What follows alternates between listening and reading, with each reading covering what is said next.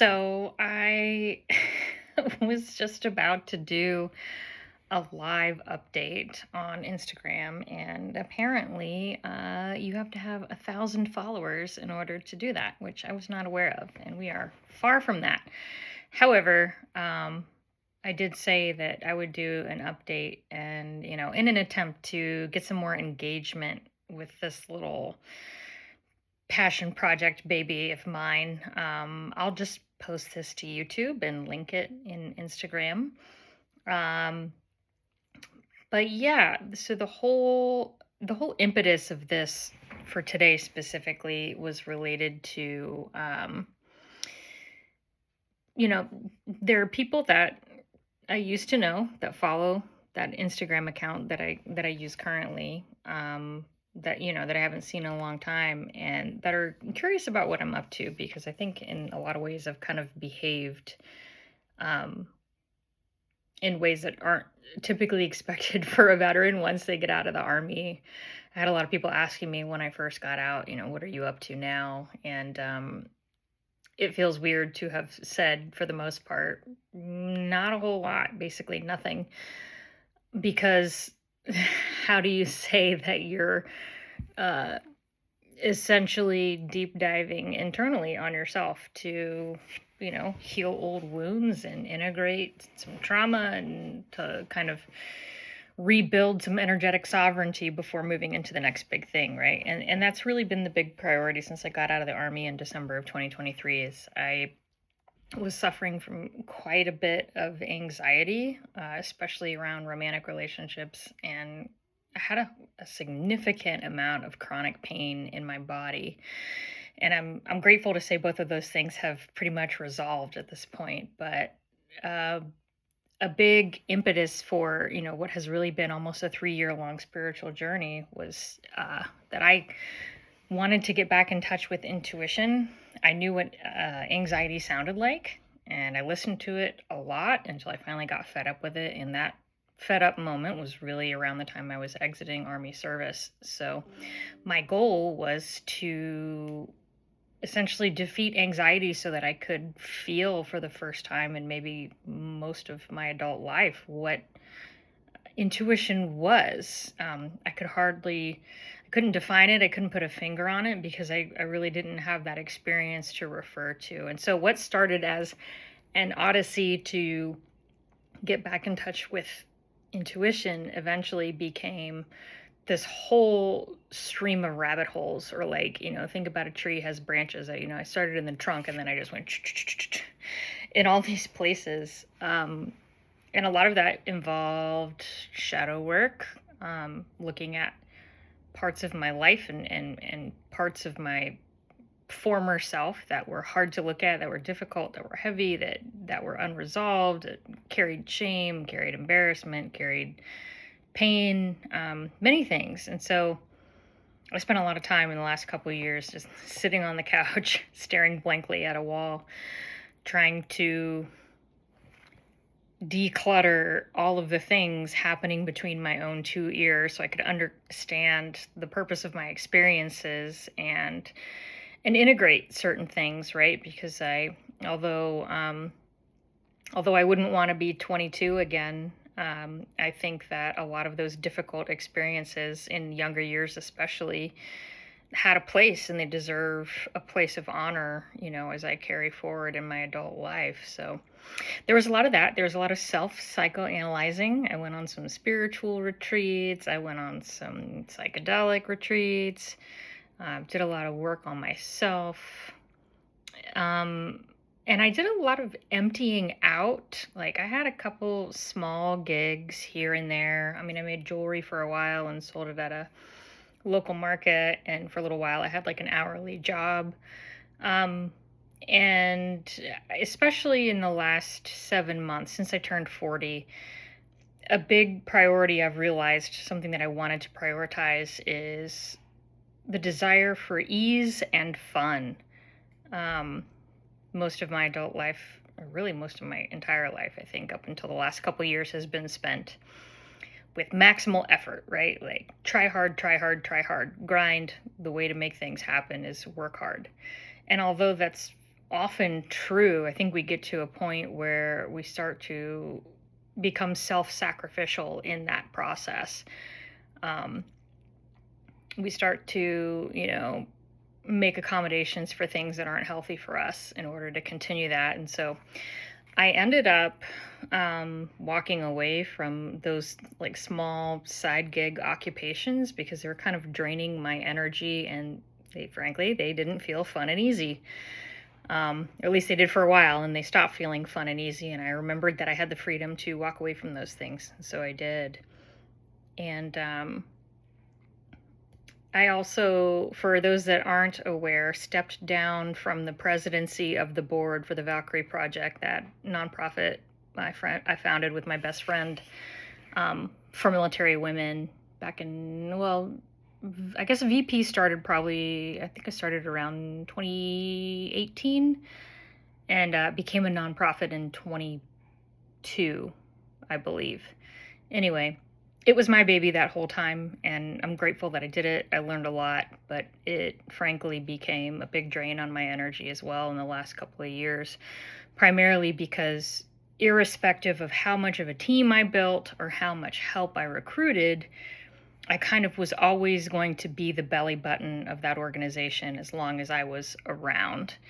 And it was getting to the point where I was being called elsewhere. My intuition came back, and I was being pulled in a different direction. It was saying, okay, it's time to walk away from this, time to empty out anything that no longer belongs, anything that's no longer easy and fun. And in that process of emptying, I really was able to get back in touch with who I was when I was a little kid, the pure essence of my personality, I guess. And it's become apparent to me that all the crazy ideas, all the philosophies and perspectives on life that live between these two ears, that they should probably be shared with the world. So I think I have a mission and a calling to share my philosophies and perspectives with you. I've also become acutely aware in the last couple of years that I am not for everyone. I tend to trigger people very easily, especially now in this current, like,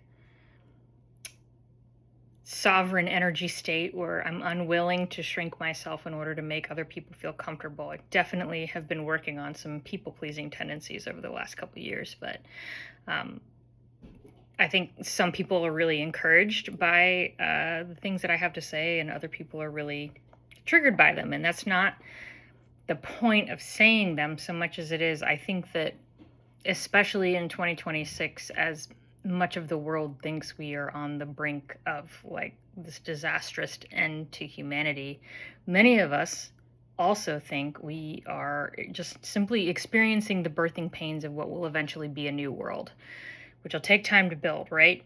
It takes 20, 30, 40 years, however long it takes is however long it takes. But many of us out there are kind of holding on to the opposite end of the tug of war rope. And on one side is, death, destruction, and cataclysm. And on the other side is those of us that say, actually, everything falling apart is kind of a good sign. It's a birthing pain. And everything falling apart means that once it has imploded, we have an opportunity to rebuild it the way that we want it. And this is not coming from a place of, a desire for control or to dictate anything to anyone. But I think a lot of us are fairly optimistic, running around with these visions of a world where everyone has enough to eat.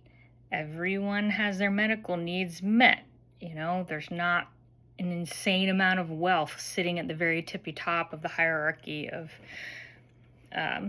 society that is inhibiting the ability for others to thrive. There's a future that involves taking care of the earth just as much as we take care of ourselves. And so, if you think that all of that was political, then you don't know me very well, and that's fine. Feel free to hate this whole video. That's cool. I'm okay with it. I've stopped watching the news. I've stopped paying attention to politics. I've removed my attention from anything that feels draining, because I've also recognized that I'm only one person and I don't have the power to, wave a wand and fix something on the other side of the world. But it is definitely, I believe, my responsibility to express myself truthfully and to live up to what I believe is my mission. And I think that each of us has the power to change the world when we're leaning into our most authentic selves and sharing that energy with the people around us. Rising tides lift all boats. And I think that's how this works.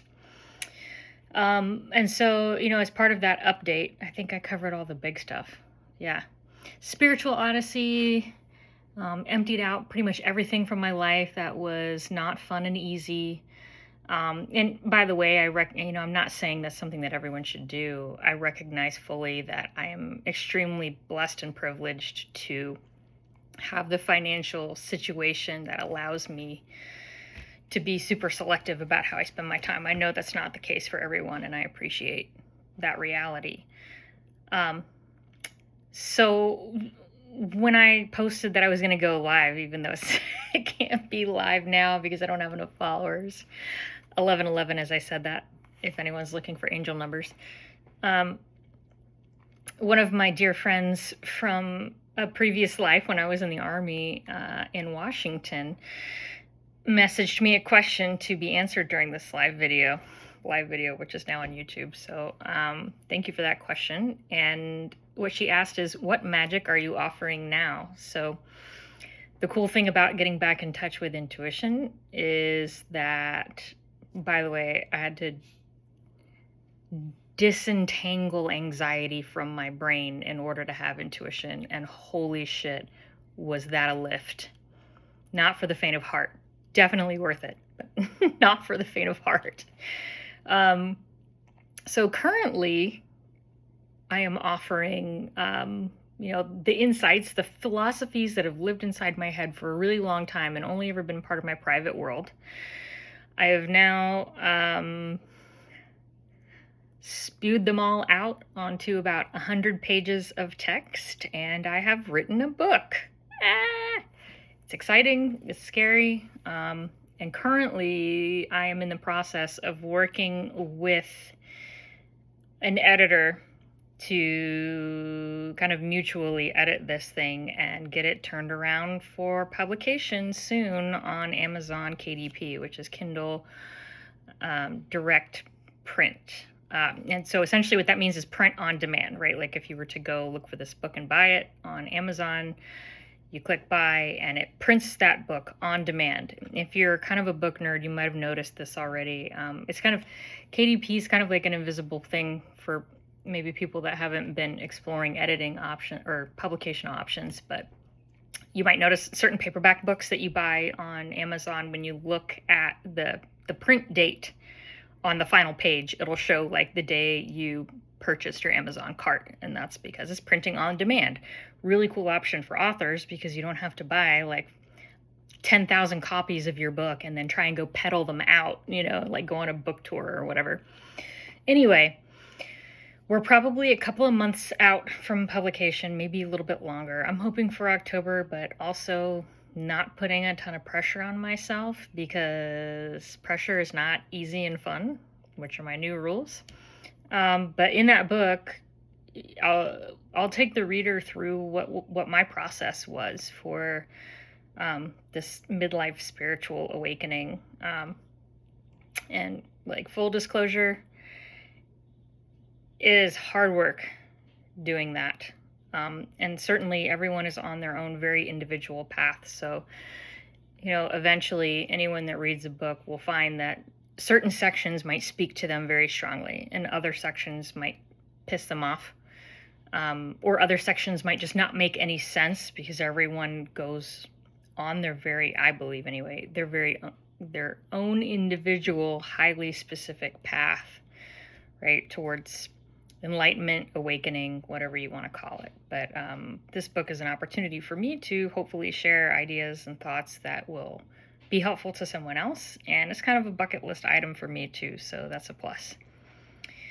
So yeah, that's kind of where we're at right now. And If you're an old and dear friend, thanks for watching this. I know I'm crazy and weird. I've decided to lean into it. It's not stopping anytime soon. I mean, can't you tell? I'm wearing a Hermione t-shirt, for Pete's sakes. I'm 40 years old. No one cares. This is how millennials are, by the way, because that's my favorite group of people. That really is the target audience for this book, is millennials, right? Especially because I think our generation has like gone through an exceptional level of life experience that creates this just profound sense of anxiety, people-pleasing tendencies, self-sacrificial tendencies.